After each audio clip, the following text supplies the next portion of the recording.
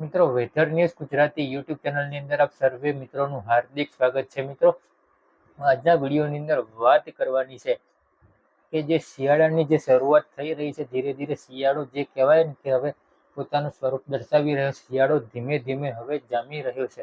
હવે જે વરસાદની વાતાવરણ હતું તે વરસાદી વાતાવરણ હવે પૂર્ણ થઈ ગયું. અહીંયા આગળ હવે કોઈ પણ પ્રકારના મોટા વરસાદની શક્યતાઓ હાલ પૂરતી રહેલી નથી. હવે ઠંડીનો રાઉન્ડ ધીરે ધીરે શરૂ થશે અને દિવાળી પહેલા ઠંડીનો પહેલો રાઉન્ડ આવી જશે અને હજી પણ કડકડતી ઠંડી જે પડવાની છે તેના વિશે આપણે માહિતી આપવાના છીએ. વિડીયોને છે તે સંપૂર્ણપણે જુઓ મિત્રો, અને ચેનલ ઉપર નવા હો ચેનલને સબસ્ક્રાઇબ ના કરી ચેનલને સબસ્ક્રાઇબ કરો.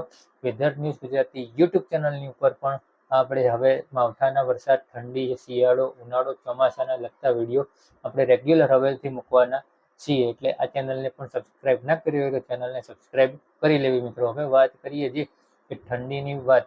ઠંડી જે છે તે શિયાળાને જે અત્યારે હવે દિવાળીનો જે સમયગાળો છે ત્યારથી લઈને કડકડતી ઠંડી શરૂ થવાની છે, જેમાંથી ઘણા બધા સેન્ટરોમાંથી જે તાપમાન છે તે નીચું જવાનું છે. કારણ કે હવે જે આપણે શિયાળાની ઋતુનું પહેલી હિમવર્ષા જે કહેવાય તે જમ્મુ કાશ્મીર, લેહ, લદ્દાખ જેવા વિસ્તારમાં ત્યારે હાલ શરૂ થઈ ગઈ છે.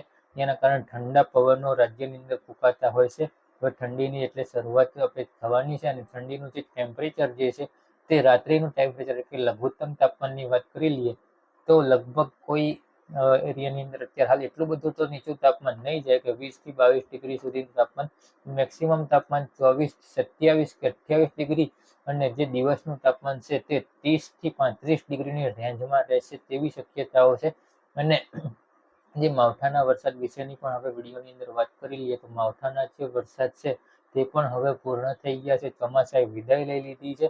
ઘણા બધા હવામાન નિષ્ણાંતો, હવામાન શાસ્ત્રી અને હવામાન વિભાગ દ્વારા પણ માહિતી આપી દેવામાં આવી છે કે જે વરસાદ હતા માવઠાના વરસાદ તે હવે પૂર્ણ થઈ ગયા છે. હવે કોઈ પણ પ્રકારના માવઠાના વરસાદ છે તે આવે તેવા કોઈ જ ચાન્સ નથી. અત્યારે હાલ એવી કોઈ જ એક્ટિવિટી નથી થઈ રહી જેના કારણે માવઠાના વરસાદ આવે. અત્યારે હાલ હવે વરસાદી રાઉન્ડ અહીંયા આગળ પૂર્ણ થઈ ગયો છે. ઠંડીની જે રાઉન્ડ છે તે શરૂઆત થઈ ગઈ છે. પહેલો રાઉન્ડ છે તે હવે શરૂ થઈ ગયું છે. મિત્રો, એટલે જે અમુક સોશિયલ મીડિયા દ્વારા જે અત્યારે હાલ જે ન્યૂઝ ચેનલો મારફતે તો અફવાઓ ફેલાવતા હોય કે હવે વરસાદ દિવાળીમાં પણ હજી નથી જવાનું, દિવાળી કરીને જવાનું છે. જેમ નવરાત્રી કરીને ગયો એમ તો દિવાળીમાં વરસાદની જે કોઈ શક્યતાઓ રહેલી નથી. મિત્રો, જે દિવાળી છે તે વાતાવરણ એકદમ ક્લીન, સાફ સુથરું જોવા મળવાનું છે. દિવાળીમાં કોઈ પણ પ્રકારના વરસાદ પડે તેવી શક્યતાઓ નથી. ખેડૂત મિત્રો માટે ખાસ આ મોટા સમાચાર છે, સારા